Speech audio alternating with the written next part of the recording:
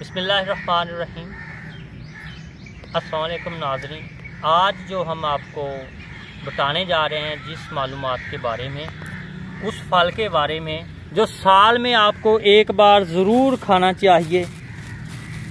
ये है वो फल, आपने खाया भी होगा इस सीज़न में, जिसे कहते हैं जामुन। जामुन साल में एक बार ज़रूर खाना चाहिए। इसके बहुत से फ़ायदे हैं। एक फ़ायदा तो इसका ये है कि आपके पेट में खुदा न खास्ता कभी बाल चला जाए, वो किसी मेडिसिन से हजम नहीं होता, गलता नहीं या निकलता नहीं। ये सिर्फ जामुन है इसका हल, जिसके साथ ये गल जाता है। आपको साल में एक बार ज़रूर इस्तेमाल करना चाहिए, यूज़ करना चाहिए, खाना चाहिए। और शुगर वालों के लिए भी बहुत मुफीद है जामुन। इसकी गिटकें जो है वो भी इस्तेमाल होती हैं, दवाइयों में इस्तेमाल होती हैं।